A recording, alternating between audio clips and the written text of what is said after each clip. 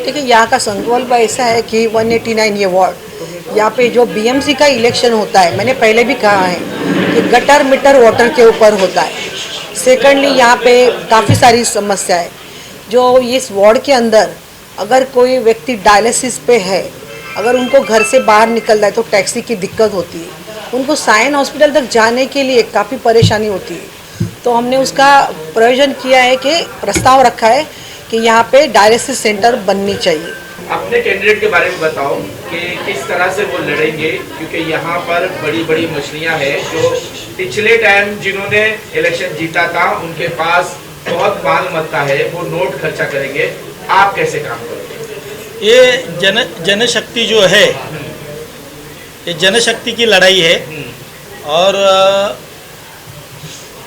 जनशक्ति जिसके पास है तो जनता का जो ये मत है वो दान लेने का है, वो कैश से लेने का नहीं है। डॉक्टर बाबा साहब आम्बेडकर ने 25 दिसंबर को कॉन्स्टिट्यूशन में ये अधिकार दिया था कि पहले बोलते थे कि जिसका इनकम 50 रुपया रहेगा वही मतदान करेगा। कोई बोले कोई समाज के लोग बोले नहीं हमारा 25 रुपया ही इनकम है तो वो लोग ही मतदान करेंगे। लेकिन डॉक्टर बाबा साहब आम्बेडकर ने जो ये देश का नागरिक है, या महिला है या पुरुष है, वो 18 साल उसका कंप्लीट हुआ, उसको मतदान का अधिकार है। ये दान बेचने का नहीं है। तो आपके एरिया में जो भी समस्या है, गटर मीटर वाटर शौचालय की, आज हम आज़ादी से बाद में भी यही समस्या से जूझ रहे हैं। इसके लिए एक अच्छा उम्मीदवार जो सबके पास कांटेक्ट हो जाना चाहिए उसका। अभी हमने 20 साल एक नगर सेवक को झेला है, वो आठवड़े में एक दिन आता था और 1 घंटे में आता था, 1 घंटे के लिए आता था। और बहुत से उनके पीए लोग ही आज दूसरे पार्टी से टिकट लेके वो चुनाव लड़ रहे हैं। तो उनके साथ में उस टाइम में जो भी थे जो नगर सेवक के, कि वो लोग जब शराब बिराब पी के आज तो सब खत्म हो चुके, इतना उनका कोई भविष्य अंधकार में है। लेकिन हमारी उम्मीदवार जो है और हमारी उम्मीदवार ने जो काम न भूतो न भविष्यति किया है, जो प्रभाग क्रमांक 189 में जिनकी पिटी केसेस है वो मंजूर करा के दिए, जो 4th क्लास में काम करने वाले लोग हैं, या तो ऐसे 2 जन हैं कि एक दोंदे उनका लड़के को जूनियर ऑडिटर करके लगाया, हमारे मित्र भाई गणेश बच्चा उनके बच्चे को उन्होंने केतन को जूनियर ऑडिटर करके लगाया। बहुत सारे लोग बाहर के विधानसभा से भी उनके पास पीटी केस मंजूर करने के लिए आते हैं, लेकिन प्रभाग का काम वो सबसे पहले करते हैं। बहुत सारे मिल मजदूरों को उन्होंने घर भी दिया है। यहाँ पे बहुत लोगों के चाली में घर धोखादायक मोड़कली स्थिति में आए थे, उनका घर रिपेयरिंग करके दिया है। बहुत सारे लोग वहाँ जी नॉर्थ में आप जाएंगे तो बहुत सारे दलाल बैठे हैं, फ़ोटो पास नाम करने के लिए 1.5 से 2 लाख रुपया लेते हैं, लेकिन उन्होंने बहुत जन का काम मुफ्त किया है। उसके बाद में खोली चाली का खोली भी उन्होंने अपने कामों से फ्री में काम किया है। उनके पास जो भी जाता है उनका काम उसको धक्का लग जाता है। मैं भी आमदार खासदार के साथ में रह चुका हूँ, लेकिन एक काम करने का उनका जो स्टाइल है एक निराला है। लोगों को वो जो भी काम में हाथ डालते हैं उसको सक्सेस मिलता है। जो छोटे बच्चे हैं यहाँ पे उनको तकलीफ ये है कि गार्डन की सुविधा होनी चाहिए। तीसरी बात, और भी जो एक बस जा रही है यहाँ पे जो धारावी से माहिम हिंदुजा हॉस्पिटल तक, तो मैं इस परिस्थिति ऐसे कि मैं कोशिश करूँगी कि और 2 बस चली हो जाए। तीसरी बात, जो फ़ोटो पास की दिक्कत हो रही है लोगों को, काफ़ी सारे पैसे खर्च होते हैं उनके फ़ोटो पास बनाने के लिए, या जूना होता है, उनकी काफ़ी सारी परिस्थिति गंभीर हो चुकी है, तो उसको भी मैं सोच रही है कि वो भी मसला हल हो जाए। इसी तरह यदि अपने घर में अपने प्रभाग में काम करने वाला जो उम्मीदवार रहेगा और वो लोगों की समस्या, अभी बहुत दिन से पीला पानी आ रहा है पीने के लिए, बार बार बोला जा रहा है कि पानी की समस्या है, लोगों को बीमारियां हो रही है, बहुत सारे यहाँ पे डेंगू मलेरिया जैसे आजार हो रहे हैं क्योंकि गंदगी ज़्यादा है। वो गंदगी हटनी चाहिए, मच्छरों का फैलाव बंद होना चाहिए। डेंगू से ऐसे जो मीठे पानी में ये रोग होता है डेंगू, सायन हॉस्पिटल में देखिए क्या हालत है, नया हॉस्पिटल बन नहीं रहा और अपने माँ बाप का नाम चिपका देते हैं। एक बेड पे 3-3, 4-4 पेशेंट है। आप सायन हॉस्पिटल में आप देखिए क्या बुरी हालत है एकदम।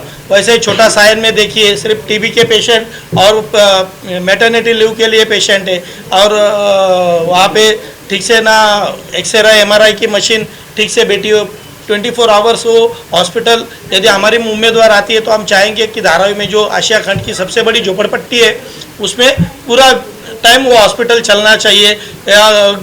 बाजू में इधर जो स्कूल है, हमारा बाजू में एक स्कूल है हरी मिल स्कूल, वो स्कूल बहुत दिनों से बिल्डिंग बनी थी, वो गिर गई। उसके बाद में वहाँ चालिया बनी और वहाँ के जो विद्यार्थी थे KG किलानी और म्यूनसिपल स्कूल में माटुंगा बिटुंगा में फैला हुआ था। महेंद्र साल्वे साहब ने शिक्षण मंत्री, IAS ऑफिसर, शिक्षण अधिकारी इनसे मुलाकात करके हरी मिल स्कूल में Hindi medium, English medium, Marathi medium और उर्दू मीडियम जो मुस्लिम बच्चे पढ़ रहे हैं आज उधर, उनकी देन है कि वहाँ पे आज धारावी के बच्चे धारावी के बाहर नहीं पढ़ते।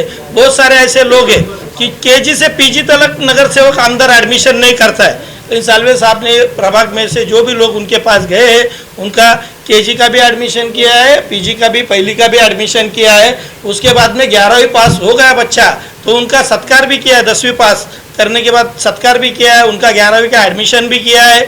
बहुत सारे उच्च स्कूल में हमारा एंथोनी जंगम बैठेला है, उसके लड़के का तो रुया में उन्होंने खुद बीमार होते हुए भी उस दिन 2 बार दूसरे माले पे प्रिंसिपल को मिलने गए थे। बहुत सारे लोगों का उन्होंने कॉलेज में एडमिशन किया है और उनका काम करने का डेडिकेशन बहुत भारी है। जो सर्वे पावती है वो सर्वे पावती का भी काफ़ी तकलीफ हो रही है लोगों को। तो बहुत सारे लोग मेरे पास आते हैं कि हमारी सर्वे पावती नहीं बन गई है, तो उसके लिए हम क्या कर सकते हैं। तो मैंने कहा है उनको कभी इलेक्शन के बाद आपका प्रॉब्लम सॉल्व हो जाएगा। 5वीं बात जो है, जो एजुकेशन है, काफ़ी सारे बच्चों के एडमिशन्स नहीं हो रहे। हमने 4-5 साल पहले की बात है, मैंने रुया रूपारे ऐसे महाविद्यालय में हमने लोगों के एडमिशन किए जो बिना शुल्क किए, और साहब ने जो काम किए उसके बारे में तो मैं ज़्यादा नहीं कुछ कहना चाहूँगी। पूरा वार्ड 189 वार्ड और धारावी सबको पता है, तो मैं इससे और कुछ बता नहीं सकती। जो बनेगा काम मुझसे उतना मैं और करने की कोशिश करूँगी, और जो लोगों को न्याय जितना देना है, क्योंकि जनता की जो मांग थी कि महेंद्र साल्वे ने जो काम किया है तो वही मुझे कैंडिडेट चाहिए। बस मेरी यही विनती है जनता को कि बैट ये मेरी निशानी है, और आने वाले 15 तारीख को बैट के ऊपर मोहर लगाइए, और मेरा विजय होना ज़रूरी है क्योंकि वो जनता का विजय। बस मुझे लगता है कि यदि आप विभाग के वार्ड क्रमांक 189 में यदि आप पुष्पाताई महेंद्र साल्वे इनको चुन के देते हैं, जो हमारे काम पेंडिंग है वो मुंबई महानगर पालिका का जो शहर का विकास होता है उसका जब निधि आता है, आपको लगता रहेगा कि मुंबई महानगर पालिका में तो सिर्फ 25,000 रुपये का मानधन मिलता है, लेकिन वैसा नहीं है। वो पॉलिटिकली सिस्टम में जाने के बाद में पालक मंत्री का फंड आता है, मुख्यमंत्री का फंड आता है, SC ST का फंड आता है। जो नया नगर सेवक बनता है कॉलेज, थार, फॉर्चुनर लेके कैसे घूमता है, ये अपना विकास करते हैं, जनते का विकास करते नहीं है। वो राजकीय व्यवस्था वैसी बनाई गई है, जो नगर सेवक बनता है उसको बहुत सारे घर होते हैं, वो फ्लैट में चला जाता है। इस तरह से है। मैं आपके न्यूज़ चैनल के माध्यम से बताना चाहता हूँ, आने वाले मुंबई महानगर पालिका के इलेक्शन में 15 तारीख को पुष्पा महेंद्र साल्वे इनकी निशानी है बैट। 8 नंबर का बटन है, 7 नंबर का बटन है, क्योंकि एक उम्मीदवार ने पीछे ले लिया है 3 तारीख को। 7 नंबर का बटन है और उनकी निशानी है बैट।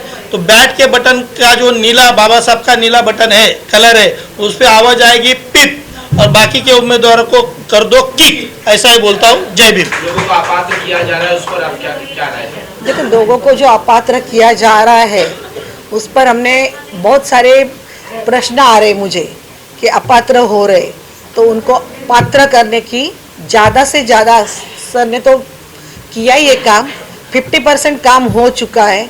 मैं हर जगह में जाती हूँ, पूछती हूँ ना, तो वही प्रॉब्लम है, अपात्र। और वो अपात्र लोगों को किसी ने भी, MLA MP नगर से वो किसी ने भी मदद नहीं की है। उन लोगों ने ऐसे ही छोड़ दिया है।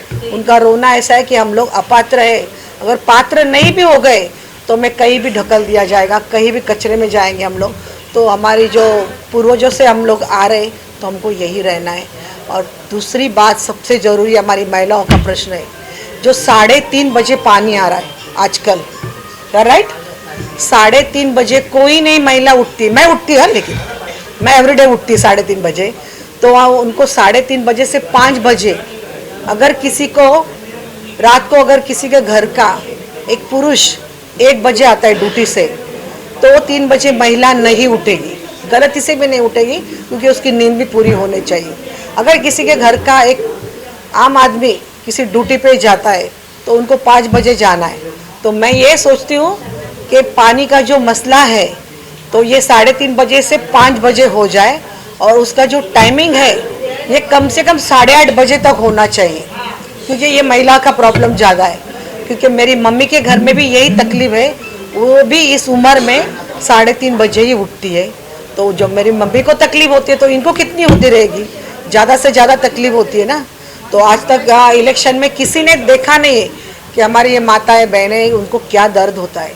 3:30 बजे ये नींद का टाइम होता है, उठने का टाइम किसी का भी नहीं होता है, सबको पता है।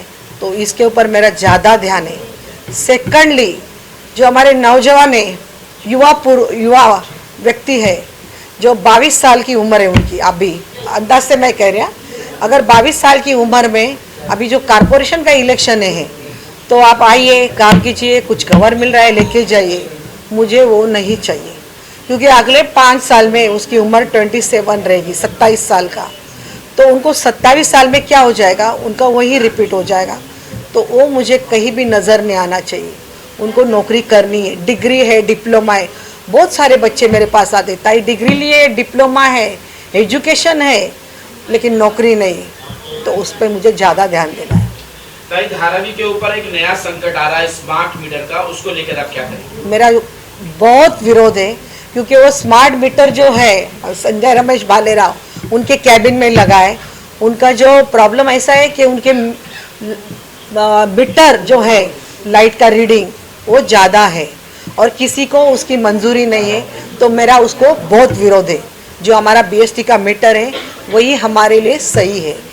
तो मैं सबको कहूँगी, अगर किसी के घर पे अगर कोई लगाने आएगा चुपचाप, या किसी को मालूमत नहीं है, तो उनको विरोध करना ज़रूरी है स्मार्ट मीटर के लिए। धारावी को क्या मैसेज देंगे आप? धारावी करो को मैसेज इतना ही मैं दूंगी कि सोचकर समझकर चलिए, हाँ।